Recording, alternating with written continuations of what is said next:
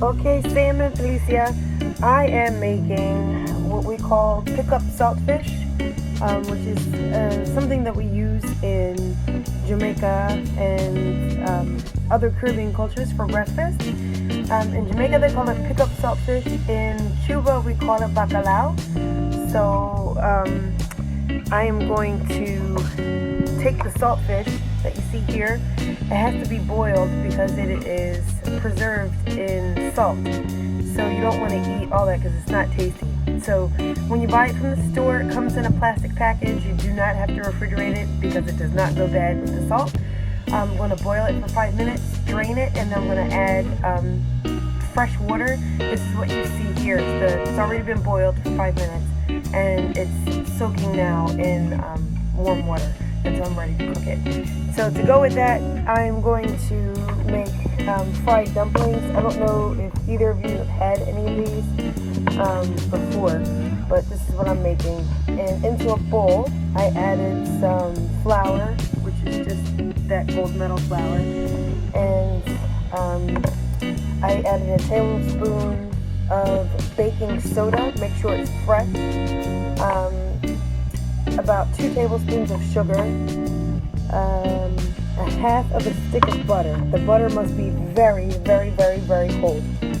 And if you don't want to put that half a stick, you can put like 3 tablespoons, which is what I did. Cut it up into small chunks and then use your fingers, actually not your fingers, I apologize, use a fork to mash the butter into the flour, and you want to do that until it looks like little pebbles. Then you want to add enough water in increments, and it should be ice cold water, whether it's from the refrigerator or from the tap. It's winter now, so I use the tap. And you want to keep using a fork to mix the water in until it looks like you can make a ball. Don't put too much water, because if you do, then you're going to have to add more flour, and then that may change the consistency of your dough ball. So now I'm just kneading it just to get the rest of the flour and stuff from the sides of the container. And I don't know how to tell you what it should feel like, but it should be pretty stretchy, like this. Okay? Like that. Okay? And then when you make your balls, ideally you'll use both of your hands to make them, but they should be probably about that size.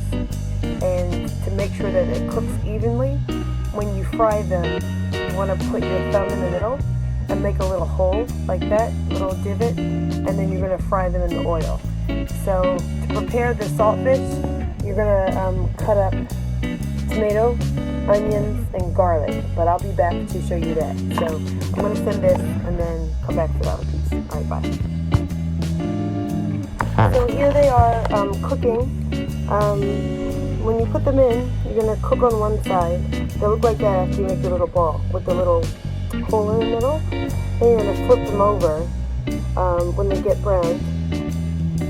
And they tend to swell because of the baking powder you put inside. So to make sure it's cooked all the way through, you want to just tip them on their ends for a little while until that one side gets brown, because then the heat will come up from the bottom.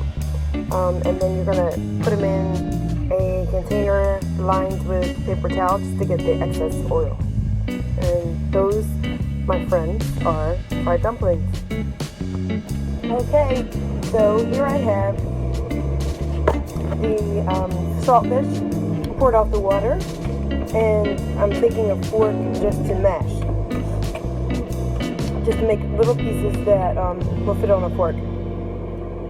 You can do it like this, or you can do it with your hands too, and just break it up like that. So before I add this to the pot, I'm going to take my onions, garlic, and tomato and saute that in some onions. And some canola oil. Alright guys, so now I've added the saltfish to the pan with the onions, garlic, and tomato, and I'm just going to cook that until it looks like the fish has lost some of its shape. I guess I don't know how to explain it. So the fish is really hard because it was preserved in salt, but when you add the heat to it, it gets a little softer. So you just want to make sure that there's salt. So here you just see me breaking up some things, and you see how much easier it is to do with the spatula. So after about 5 minutes, it's cooked. Now, I added 2 cloves of garlic, but my family here, they like a little bit of pepper, and they also like heat. So I added some red pepper flakes to this, and I added a little bit of more of granulated garlic that comes in a container. And this is what it looks like, and I got this from Sam's Club for about $5. So, and to serve this up, West Indian style, you're gonna put it on a plate with your fried dumplings. And my grandmother always added cut up cucumber or tomato for like added freshness to the plate. So yeah, this is a common breakfast in the Caribbean islands.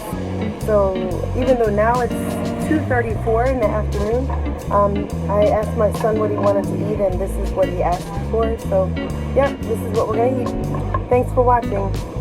Hope you learned something. Leave me a comment below. Alright, bye.